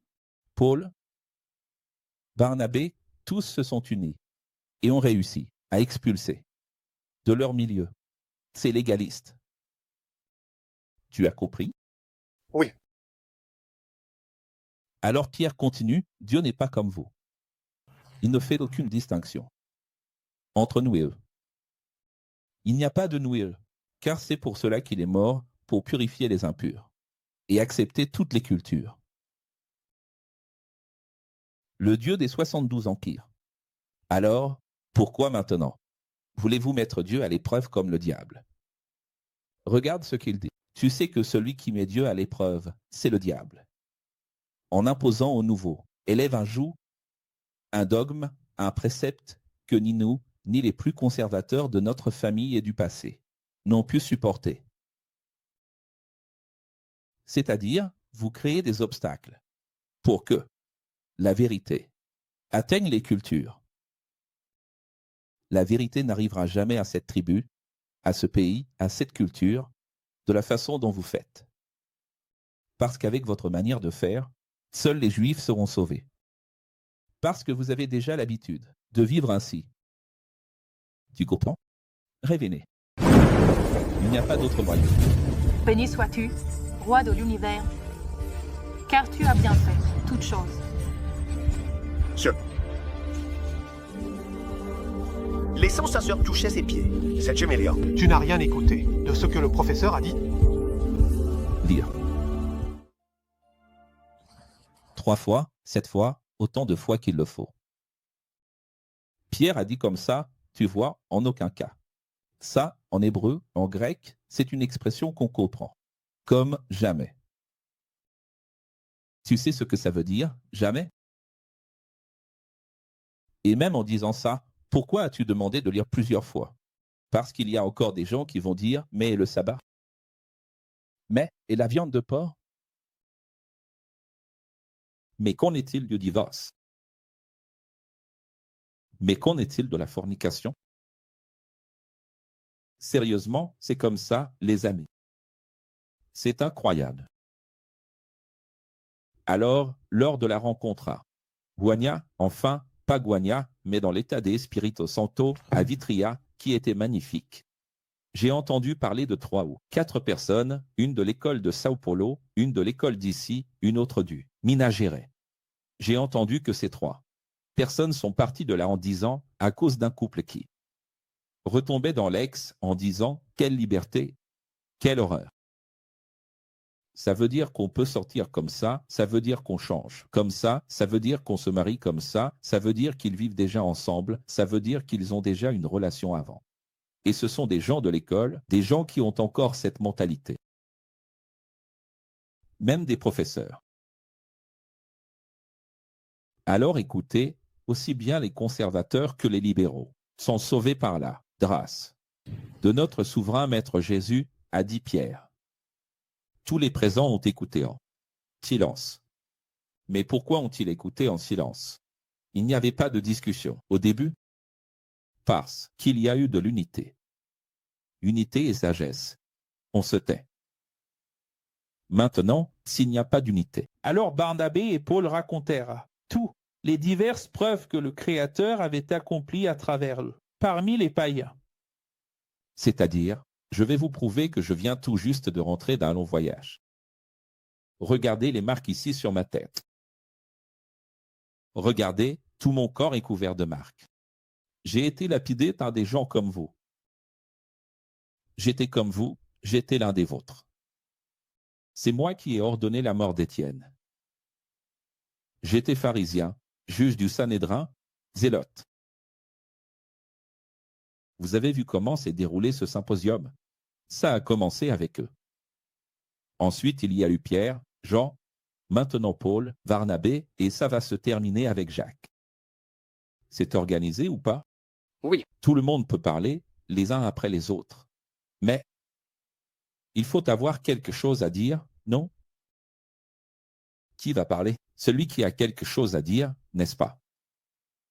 Ici, il n'y a personne qui dit qu'il ne sait pas. Alors, regardez comme c'est beau, tout le monde a écouté, avec respect. Mais quand ils ont fini de parler, c'était au tour de Jacques de prendre la parole. La Bible ne va pas raconter les détails, mais moi, j'imagine que c'est comme ça. Luc a résumé, n'est-ce pas, à la demande de Paul, mais j'imagine que ce n'était pas exactement comme ça. Parce qu'ici, on dirait ici, on a l'impression que c'est Jacques qui a déterminé ce que serait la nouvelle Bible, mais ce n'est pas Jacques. Jacques n'a été que le porte-parole qui a clôturé le symposium pour quelque chose qu'ils avaient décidé pendant des heures. Il n'a été que le porte-parole. Alors allons-y. Quand ils ont fini de parler, ce fut au tour du professeur Jacques. Tout ce que Pierre a dit ici est vrai. Et c'est l'accomplissement de la Bible elle-même qui a toujours prédit l'union entre ceux qui sont sous la loi et ceux qui ne le sont pas. Et quand on parle loi ici, on parle de Dib. Par conséquent, je mets au vote qu'à partir d'aujourd'hui, désormais, nous ne pouvons plus, tous ensemble, rendre plus difficile et compliqué le chemin des nouveaux élèves qui arrivent. Ah, quelle merveille, hein. Et ici, encore un moment d'apprentissage. Vous êtes prêts? Oui. Après tout le résumé de la Bible se trouve ici, dans ce texte, messieurs. C'est un cours spécial pour Deposit Not Found sur iTunes et des briques Chapado. Jamais vous n'avez entendu ou vu la Bible, comme vous allez la voir maintenant. Ça. Tu veux savoir? Eh bien, Jésus, en fait, il a résumé tous les commandements, toute la Torah, tout le Tanakh. Les gens disent qu'il a résumé la Bible en deux, mais en réalité, c'est « nous avons résumé en « je m'aime pour aimer mon prochain là où Dieu est présent ». C'est le véritable résumé de ceux qui ont pris la suite, qui ont remplacé Jésus et qui ont dû affronter la réalité après lui, parce que Jésus a simplement agi, puis il est parti, et les a laissés, et maintenant ils doivent faire face à la réalité du monde, à la réalité chrétienne et non chrétienne, et c'est eux qui ont décidé de ce qu'est la Bible. Alors allons-y. Je vais maintenant faire la grande révélation de Jacques. C'est parti. Ceci, techne fino viditenologie. Mila, utilise une. Odatil dark. Tu sais ce que c'est? Tu ne vois pas? Il existe un Sanhédrin. Un Sanhédrin qui juge au nom de la Bible et qui se réunit pour tuer, voler et détruire. Et maintenant, l'Église est en train de former son propre Sanhédrin. C'est pour cela que le Vatican a ses cardinaux, c'est pour cela que l'Église assemblée de Dieu a ses conventions. Sauf qu'ils ont tout mal interprété. Mais au lieu que le Vatican, l'Assemblée de Dieu, la congrégation chrétienne organise une convention de pasteurs, de cardinaux, pour faire ce qu'ils font ici dans Acte 15, ils font ce que le Sanhédrin des pharisiens, des sadducéens et des zélotes faisait. Alors regardez ici, je vais. Vous allez faire des coupures, je le sais, non? Pasteur président de l'Assemblée de Dieu, pasteur président de l'Église du 4 Évangile, pasteur président des baptistes, pasteur président de n'importe quelle église, le pape, les cardinaux, écoutez. Vos Sanhédrins ne ressemblent pas à Acte 15. Ils ressemblent aux pharisiens, aux sadducéens et aux zélotes. Parce que, là-bas, ils utilisaient la Bible pour tuer, voler et détruire. Pour pénaliser les hérétiques et les sectes. Mais Acte 15 est un Sanhédrin où Jacques dit « Je juge, je juge. Je juge et je mets au vote pour que vous jugiez. » C'est pour cela que dans les lettres de Paul, Paul écrit plusieurs fois « Jugez entre vous-mêmes. » Que 2 ou 3 parlent et que les autres jugent. Que quelqu'un dise là, 2 ou 3, Juger, pourquoi? Parce qu'il s'inspire de ce que faisaient les Juifs, parce que Paul était un juge de la Bible, qui, chaque fois qu'il ouvrait la Bible, c'était pour tuer des hérétiques. Mais maintenant, il s'est assis comme juge, professeur, pour sauver, pour libérer, pour pardonner, pour absoudre, pour équilibrer, pour supporter, pour comprendre, mon Dieu. Les amis, ce cours doit être long. Il est vraiment très spécial. Où est la musique, Bernadette? Consonnable. Mon Dieu, les amis. Première observation. Il existe un Sanhédrin à Jérusalem du système.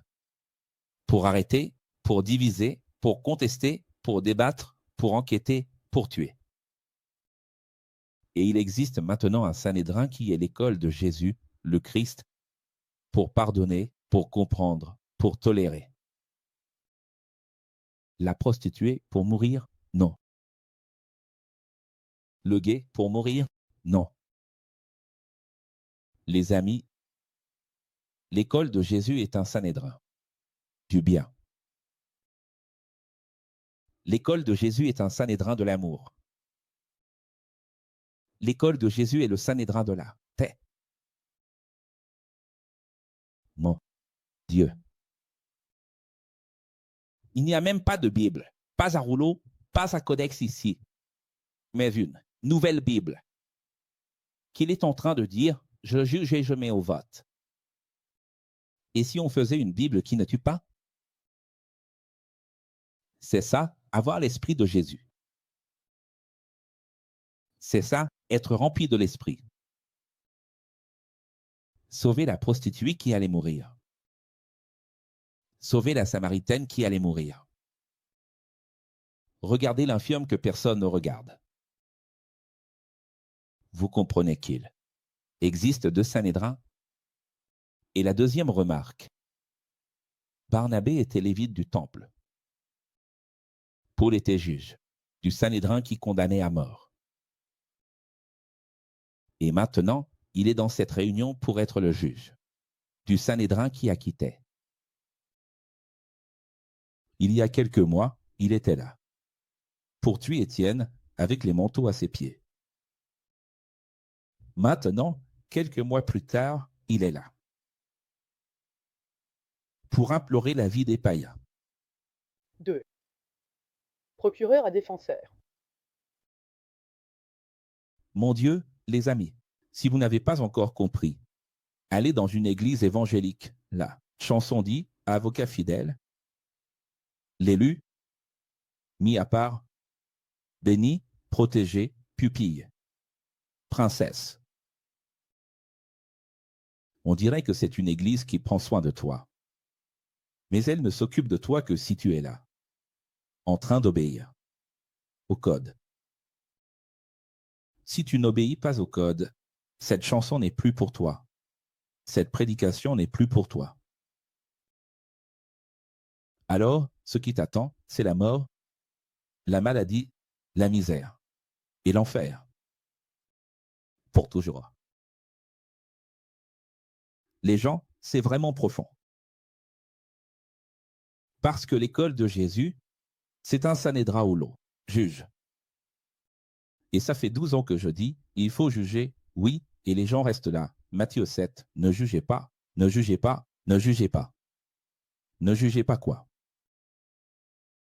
C'est un Sanhédrin de jugement pour absoudre. Celui qui est persécuté par le système. Et pour condamner, oui, pour juger, oui, tout ce qui est pharisien au nom de Jésus. Il faut juger, oui, tout ce que l'autre Sanhédrin fait. Parce que l'école de Jésus ici, elle pardonne, elle aime, elle unit, elle pacifie, elle absout. Mais il y a une chose qu'elle ne tolère pas. L'autre Sanhédrin. L'injustice. De l'autre Sanhédrin, du Sanhédrin qui tue, du Sanhédrin du temple. Celle-là, elle la juge. Et alors, quand je fais ça, les gens me disent, « Professeur, vous êtes en train de juger ?» On ne peut pas juger. Le Sanhédrin doit juger, oui. Un juge. Alors, c'est vraiment magnifique. Un professeur de l'école de Jésus, c'est un juge qui absout le pécheur. Professeur. Jean 7, 24, n'est-ce pas? Jugez selon la juste justice, comme Jésus l'a dit. La justice directe. Et maintenant, le moment le plus attendu du cours, qui est le résumé de toute la loi. La transcription de ce qu'ils ont dit, de ce que serait la nouvelle Bible. Prêt? Oui. Numéro 1. Respecter, mais éviter de consommer des aliments utilisés dans des sacrifices, des offrandes et des rituels spirituels, pour des divinités, orixa et esprit. 2. Ne participez pas à des relations sexuelles avec des prêtresses païennes ou à des cultes impliquant de l'érotisme et des pratiques sexuelles. Numéro 3. Évitez de manger de la viande d'animaux étranglés et avec du sang, surtout pour ne pas scandaliser les Juifs.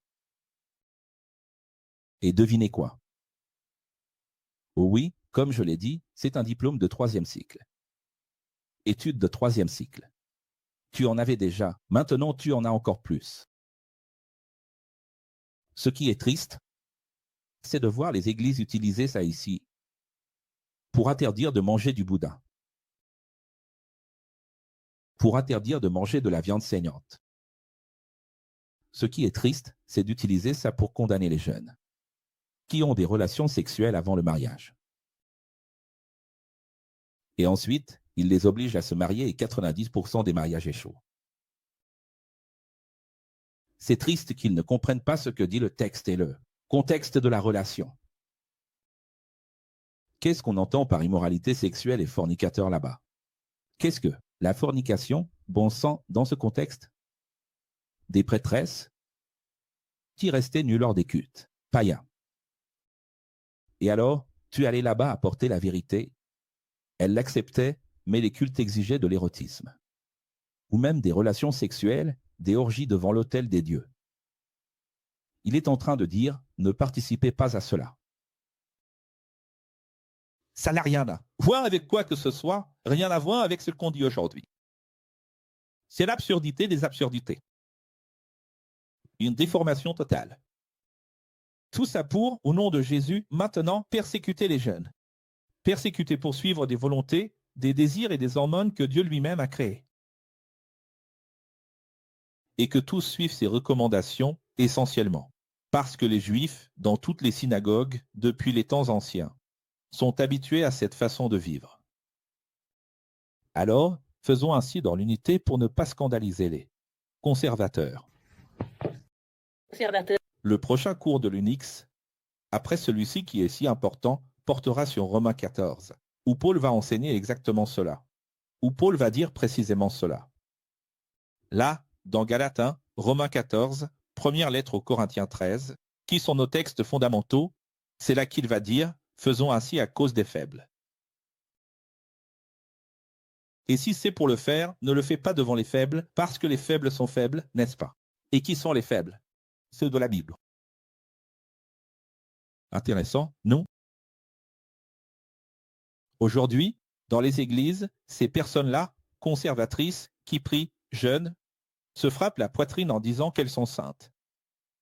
Elles regardent les autres en disant « Non, il vaut mieux ne pas dire ça devant nos filles, nos enfants, nos adolescents et nos jeunes, parce qu'ils sont faibles. Ils risquent de perdre la foi. Nous sommes les forts. Mais la Bible dit que ce sont eux, les faibles. Parce que tout excès. C'est masquer un besoin. Alors, ils ont choisi, par sabbat, qui est Judas, un autre Judas, et Silas, pour accompagner pour les Barnabés jusqu'à la grande école d'Antioche avec cette nouvelle Bible écrite. Là, tu vas me dire, professeur, dans ma Bible ici, il est écrit lettre. Qu'est-ce que tu crois qu'est une lettre? Où est cette lettre? Personne n'a jamais trouvé cette lettre.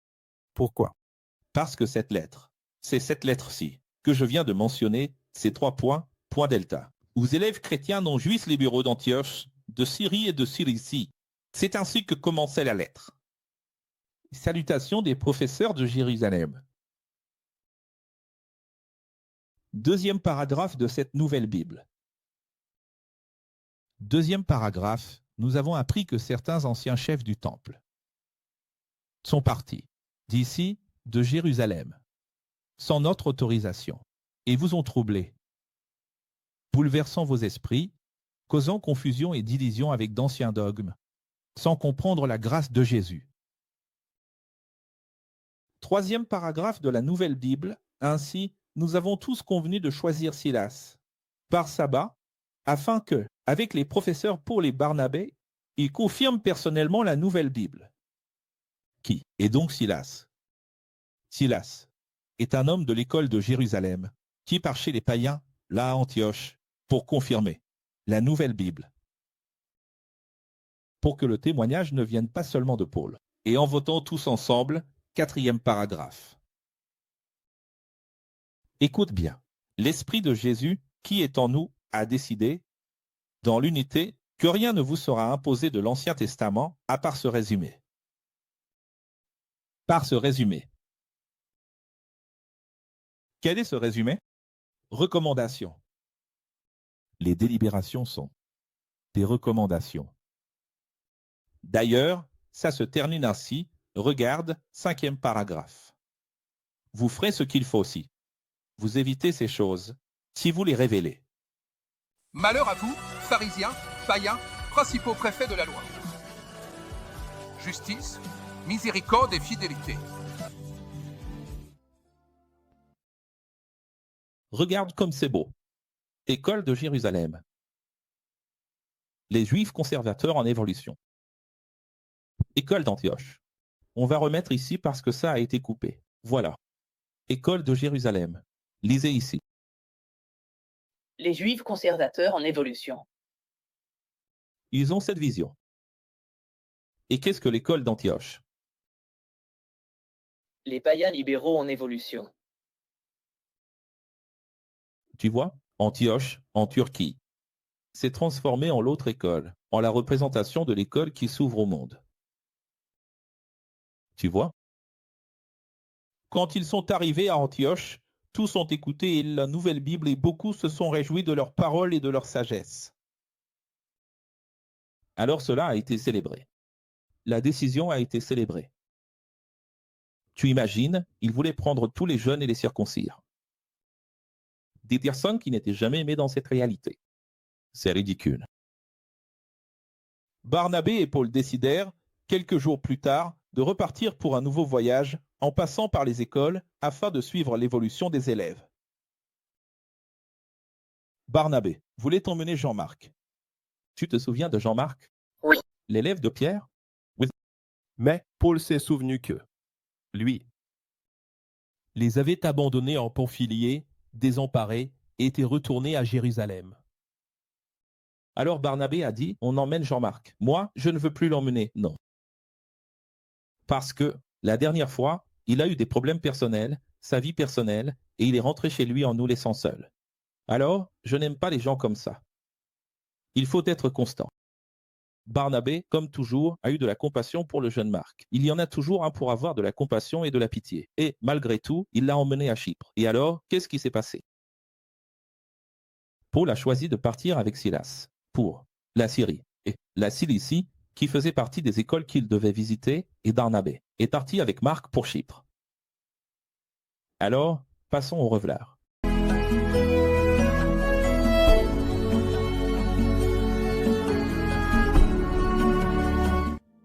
Ça a toujours été comme ça, et c'est encore ainsi. Des personnes en dysphorie, dans la confusion, découragées, qui changent d'avis. D'autres qui ont toujours de la compassion et, à cause de cela, n'aident pas à l'évolution. Car la confrontation engendre l'évolution, mais le confort engendre l'inertie. Qu'a fait Barnabé? La pitié qu'il a? Quelle petite pitié pour Jean-Marc. Viens avec moi, Jean-Marc. Est-ce que ça a aidé? Ça n'a pas aidé. Parce que quand est-ce que Jean-Marc va apprendre à être responsable? Au nom du tout, Barnabé et Paul ont suivi des chemins différents, mais en accomplissant la même mission de renforcer les écoles. Donc, il y a eu cette discussion entre les deux qui est bien connue. Et avant que nous entrions dans le chapitre 16, qui est le dernier d'aujourd'hui. Quelqu'un va maintenant apparaître dans la vie de Paul, que Paul va mettre à la place de Jean-Marc. Et là, tu vois comment il était. Soit tu es constant avec moi et tu aimes ça ici. Soit je n'en veux même pas. Et Paul était comme ça. Mais ce n'est pas que tu n'as pas Barnabé. Le professeur Ak va là-bas et fait du pastoral, il apparaît un Barnabé pour aller là-bas et dire « le pauvre ». Le professeur Ak, l'Esprit Saint se sont trompés sur la question des bracelets. Mais j'ai adoré qu'ils se soient trompés. Je l'ai dit ici à nos chers compagnons de route, Priscilla et Repère, ils se sont trompés. Ils auraient dû faire les bracelets comme ça. Si j'avais su qu'ils allaient faire comme ça, je n'aurais pas laissé faire. Tout est libre. Les gens agissent quand ils en ont envie et ils l'ont fait avec de bonnes intentions. Parce que l'objectif était l'unité et la sécurité. Ils se sont trompés. Il n'y aura plus cette erreur. Mais ce n'est pas grave. Cela a servi à révéler. Beaucoup de gens ont créé de la confusion à cause de la couleur des bracelets. Cela a révélé les égos. De gens qui se plaignaient. Et voilà qu'arrive un Barnabé, alors arrêtons d'être comme Barnabé, parfois. Maintenant, vous allez voir, vous allez apprendre beaucoup de choses. Acte 16. Paul est passé par Derbe après la Syrie, à Lystre, où vivait un jeune disciple appelé Timothée. Le garçon de Dieu, Théo. Sa mère était une juive convertie et son père était grec. La combinaison parfaite de l'évolution, n'est-ce pas? Une mère conservatrice et un père libéral. Tout le monde parlait en bien. De Timothée à Lystre, à l'école de Jérusalem de Lystre. Alors, Paul l'a choisi pour l'accompagner dans ses voyages de révélation. Le meilleur vin que j'ai jamais pu goûter de toute ma vie.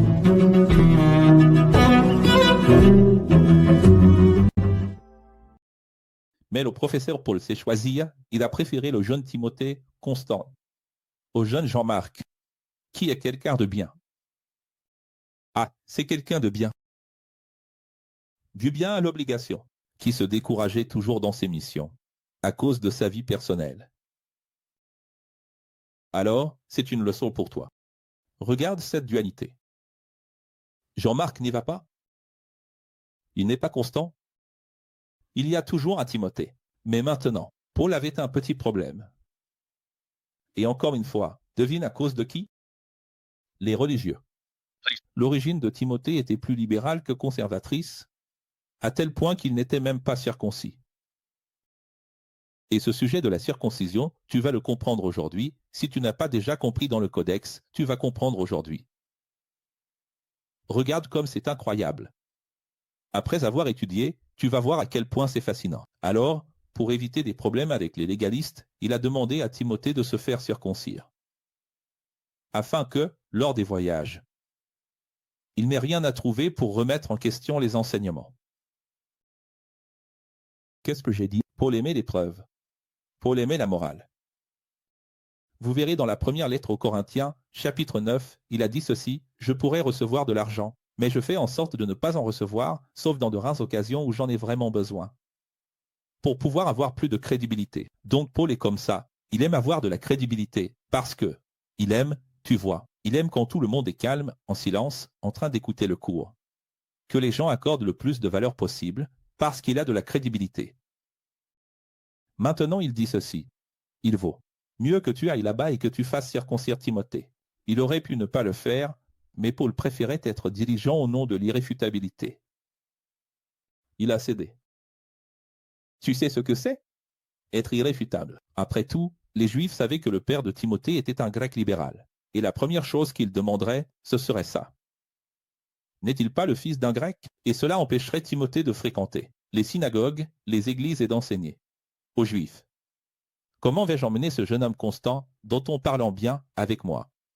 Alors que je passe mon temps à entrer dans les synagogues le samedi, si le garçon n'est pas circoncis. À chaque fois que j'arriverai dans une synagogue, je vais rester silencieux. Comme Jésus, n'est-ce pas? Reste silencieux, ne dis rien. Mais voilà qu'ils arrivent. N'est-ce pas Timothée? Son nom n'est-il pas grec? N'est-il pas le fils d'un grec? Est-il circoncis? La première question.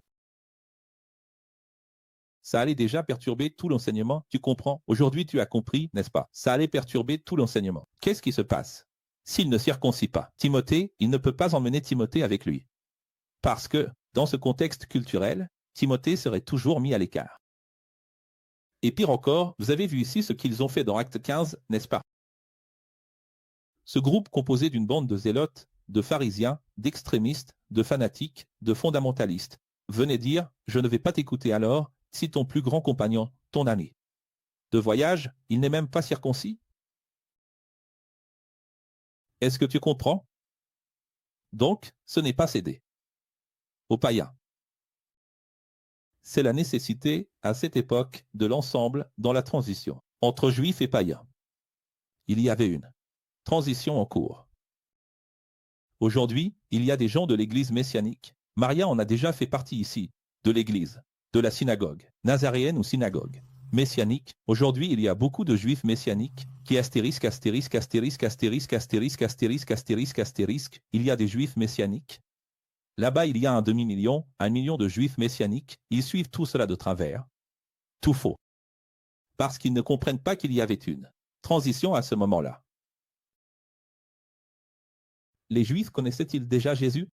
Presque tous. Le monde connaissait-il Jésus? Presque personne. Vous savez, les écoles de Syrie et de Turquie ne signifiaient rien. Ce monde-là n'était pas encore arrivé en Europe. Il n'était pas encore arrivé en Asie, tu comprends?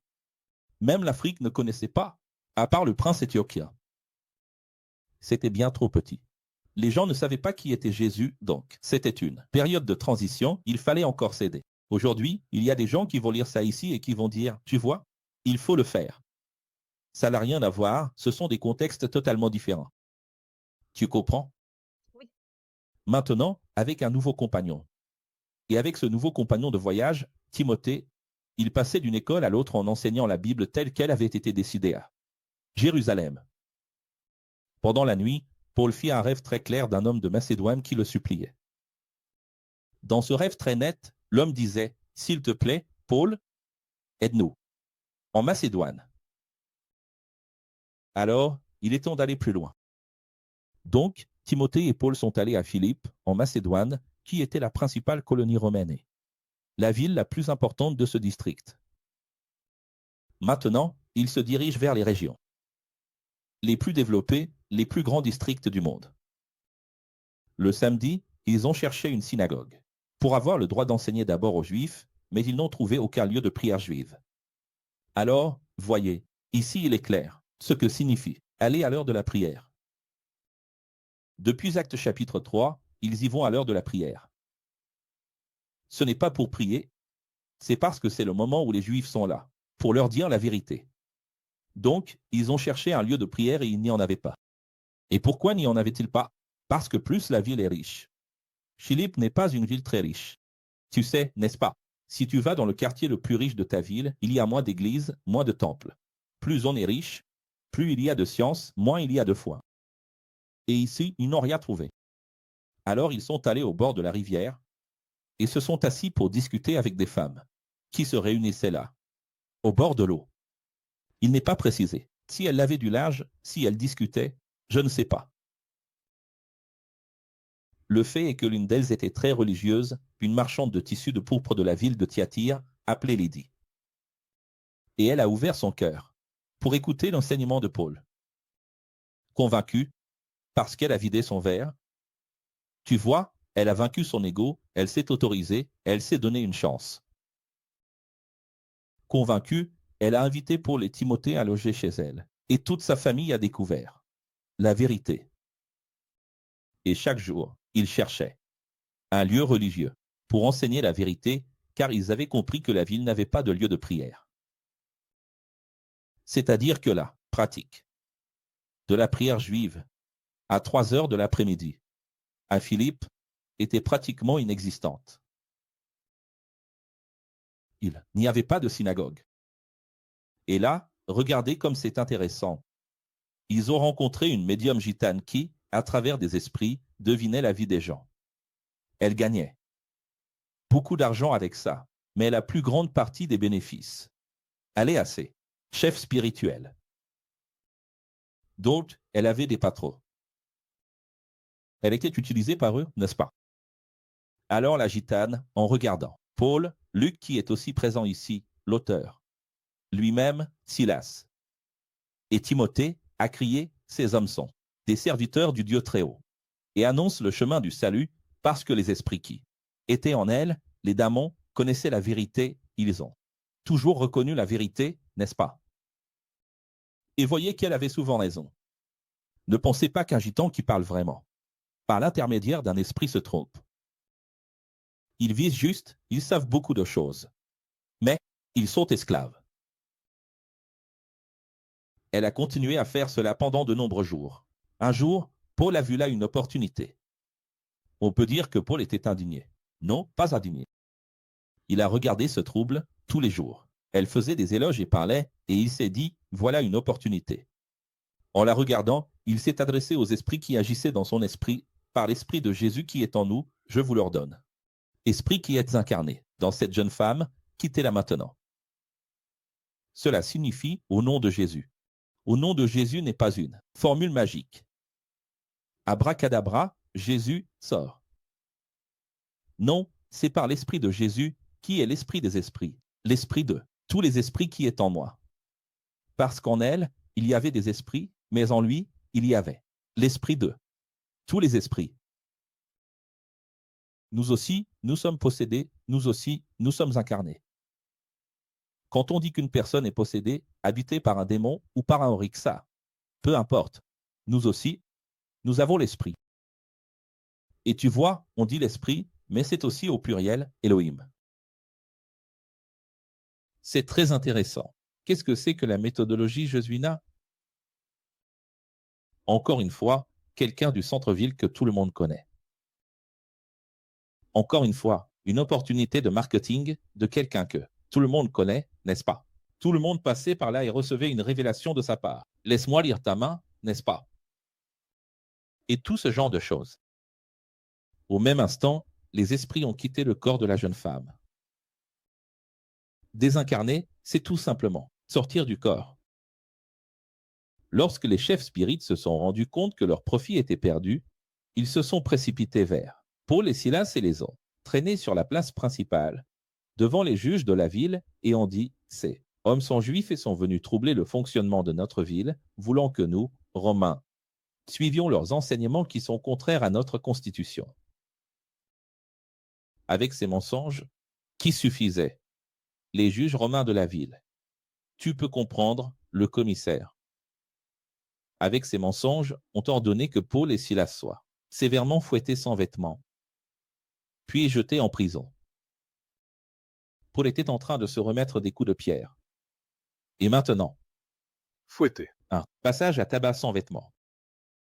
Paul et Silas ont eu les pieds enchaînés à un billot. Aux alentours de minuit. Dieu aime bien signer, n'est-ce pas? Quand est-ce que Dieu intervient? Tu peux en être sûr, minuit, 3 heures du matin, 6, 9, midi, 3, 6, 9, minuit, 3, 6. Toutes les fois où Dieu est intervenu dans le monde, dans la vie, c'était à ces horaires-là. Si tu me demandes quand est-ce que Jésus va revenir, j'en suis certain. Midi, 3 heures, 6 heures, 9 heures, je peux garantir que 12h45, il ne revient pas. 12h15, il ne revient pas. 1h12, il ne revient pas. Le jour où les choses les plus incroyables vont se produire, des 2 témoins, c'est cette prophétie dont j'ai parlé, jusqu'en 2040. Tu peux en être sûr. Midi, 3 heures, peu importe. Aux alentours de minuit, Paul et Silas étaient émus, ils chantaient et les autres prisonniers les écoutaient, émerveillés. Ta Bible dit en priant, mais en réalité, c'est ému. Parce qu'en hébreu, il y a cette nuance, n'est-ce pas? Ému, pensant, méditant, réfléchissant, se souvenant. Soudain, il y eut un tremblement de terre si violent, cette fois, ce n'était pas un ange, n'est-ce pas? Non, que les fondations de la prison furent ébranlées. Et immédiatement, toutes les portes se sont ouvertes. Et les chaînes de tous se sont détachées. Tu peux afficher le texte pour moi, parce que chez moi, ça a bugué. Soudain, il y a eu ce tremblement de terre. C'est revenu? Très bien. Alors, soudain, il y a eu ce violent tremblement de terre, les fondations de la prison ont été secouées, et toutes les portes se sont ouvertes et les chaînes se sont détachées. Tu vois, il n'a même pas fallu d'onde de lumière, n'est-ce pas? Juste un grand tremblement de terre. Le geôlier s'est réveillé. Et, voyant les portes de la prison ouvertes, il a dégainé son épée pour se suicider. Ici, l'épée ressemblait plutôt à un couteau, tu vois. Parce qu'il pensait que les prisonniers s'étaient enfuis. Quand Paul a vu l'épée et qu'il faisait sombre, il y avait un peu de lumière, quelqu'un tenait une lumière. Il a d'ailleurs demandé de la lumière après. Quand Paul a vu l'épée sur sa poitrine, il a crié en courant vers lui, « Ne fais pas ça !» Il a pensé, les prisonniers se sont enfuis. Par honneur, tu vois, un homme honorable. Il s'est dit, je n'ai pas été capable de les protéger. Je vais en payer le prix, autant me tuer moi-même. Mais, dans ce contexte, en fait, de son point de vue, Paul a réussi à le voir, je ne sais pas comment, avec une petite lumière, et il a dit, ne fais pas ça. Nous sommes tous là, nous ne nous sommes pas enfuis. Le geôlier tremblait, bouleversé. Tu imagines, le couteau déjà à la main, non? Et, reconnaissant, il a demandé, ce qui s'est passé ici, c'était divin. Il a vu que. Il chantait, pleurait, et tout à coup, tu sais, un tremblement de terre, c'est rare, mais ça arrive. Mais un tremblement de terre qui ouvre les menottes. Ouvre les menottes, fin. Qui ouvre la porte, sans tout détruire, juste, ça agit uniquement pour les libérer. Ça, ce n'est pas courant, non. Ah, parce que tu sais que les autres prisonniers entendaient leur chant, c'est-à-dire les autres sont restés enfermés. Les autres prisonniers, tous menottés. Et les deux? Gratuits. C'est-à-dire, il a dit, il y a quelque chose de divin ici, non? Comment puis-je connaître la vérité que vous enseignez? Autrement dit, il a tout de suite dit, il y a Dieu dans la vie de ces hommes. Alors, ils sont allés chez lui, fais attention, cette maison se trouvait juste à côté, attenante à la prison. Et ils ont enseigné toute sa famille pendant que le geôlier lavait les blessures des coups de fouet de Paul et Silas. En fait, il aidait lui-même. Ensuite, ils ont dîné, ensemble. Et en réalité, le geôlier ne s'est pas inquiété parce qu'il aurait pu, n'est-ce pas, courir jusqu'au juge et dire « Écoutez, il y a eu un tremblement de terre, qu'est-ce que je fais? Remettez-les en prison à nouveau. » Il ne s'est pas inquiété parce qu'il avait cette autorité et que c'était juste à côté, chez lui, donc. On sous-entendait qu'il restait toujours prisonnier, là-bas. Au petit matin, les soldats ont frappé à la porte de la maison du geôlier et lui ont dit « Les juges ont ordonné que Paul et Silas soient libérés. » Mais Paul a entendu cette conversation depuis la porte. Il s'est approché de la porte. Les voyant parler, discuter, il est allé jusqu'à la porte et a dit aux soldats ce que vous et les juges ignorez. C'est que nous sommes des citoyens, romains et pas seulement des juifs. Et même ainsi, sans le savoir, vous nous avez fouettés publiquement sans procès en bonne et due forme. Et nous avez jetés en prison, et maintenant vous voulez vous débarrasser de nous en secret. C'est pour cela que vous nous libérez. Je n'accepte pas, c'est inconstitutionnel. J'exige qu'ils viennent eux-mêmes nous libérer en personne. Révélez.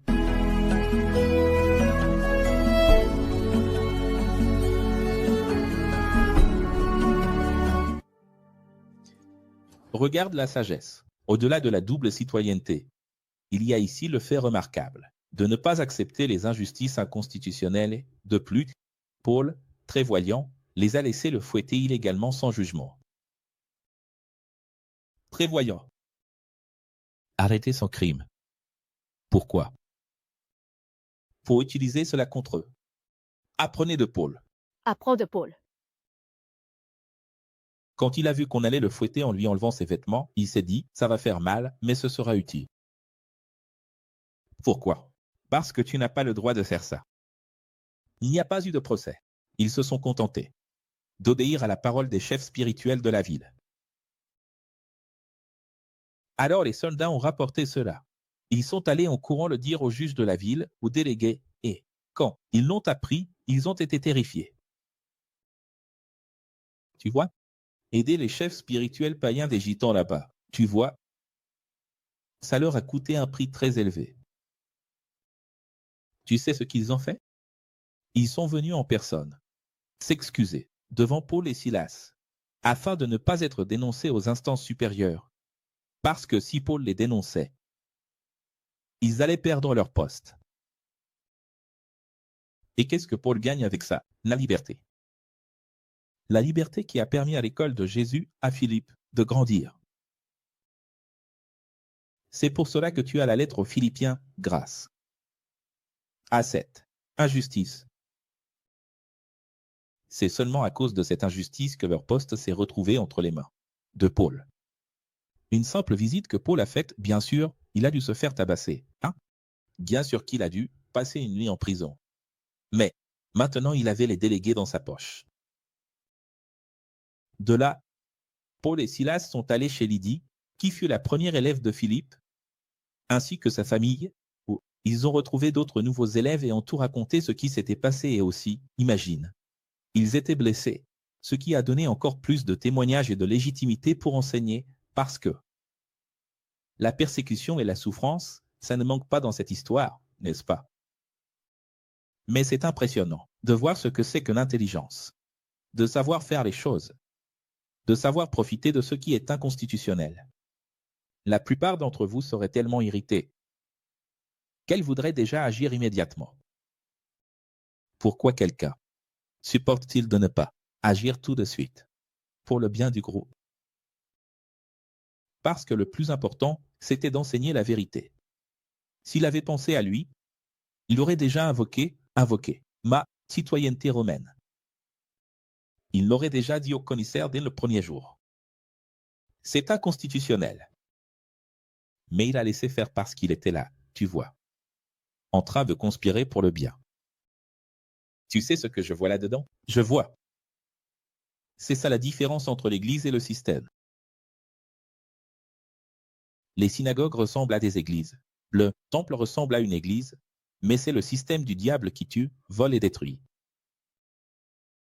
Quelle est la différence entre l'Église du Christ et le système? Vous savez, le Sanhédrin du système tue, vole et détruit, il condamne les hérétiques, considère tout comme hérésie. Le Sanhédrin de l'Église pardonne, absout, comprend, supporte. Le Sanhédrin du système, lui, conspire pour emprisonner, maltraiter, persécuter. Il paie des gens, incite des personnes, invente des calomnies, propage des calomnies. Et l'Église de Jésus, le Christ, conspire aussi, mais pour le bien. Elle conspire aussi pour le bien. Tout ce savoir que Paul avait, qu'il utilisait auparavant pour persécuter, maintenant il l'utilise. Pour le bien de tous, pour la vérité, pour l'amour, pour l'unité, pour la paix. Comme je le dis toujours, soyez les plus ambitieux de tous. Pour la paix, pour l'unité. Et regardez quelle ambition il a. Et regardez quelle conspiration qu'il a montée. Il a fait un false flag, il a monté une conspiration détectée, il a dit « Je vais me faire frapper ici » pour avoir ses délégués dans ma poche. Encore une fois avec des preuves, n'est-ce pas? Toujours avec des preuves. Regardez. En plus de la sagesse, il a la vision d'ensemble.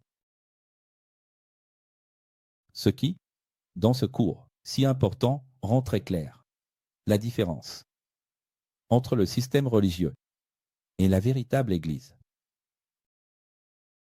Allons-y. Oui. C'est très clair. Ah, le système religieux, c'est on ne peut pas ceci, on ne peut pas cela. On ne peut pas manger ceci, on ne peut pas cela, on ne peut pas s'appliquer comme ça, on ne peut pas faire ceci, on ne peut pas faire cela. L'Église de Jésus n'est pas comme ça. C'est clair. Prends ta Bible, lis. Lis seulement Actes 14, 15 et 16 aujourd'hui. Cela sort n'importe qui du système, à condition de vraiment vouloir comprendre. Il est impossible d'assister à un cours comme celui-ci et de rester dans le système, n'est-ce pas? Oui. Nous faisons ici nos adieux à vous tous, ainsi qu'au public ici dans le vaisseau mère. Voilà, lettre H invitant tout le monde là-bas. Nous allons maintenant passer à la réverbération. Demain, je pense que ce sera la 20e leçon. Voyons si on fait acte 17 à 21, 22. J'étais plus préoccupé par cette explication. Ensuite, à partir de maintenant, c'est plus de l'histoire. Oui, il y a des points qu'on ne peut pas laisser passer, qui sont libérateurs, n'est-ce pas? Et aujourd'hui, cette mission a été accomplie. Je pense qu'avant 2040, je ne reviendrai plus jamais sur Acte 15. C'est la dernière fois que j'y reviens. Mais bon, ça reste enregistré. Pourquoi faire? Pour que les gens regardent, se nourrissent, partagent.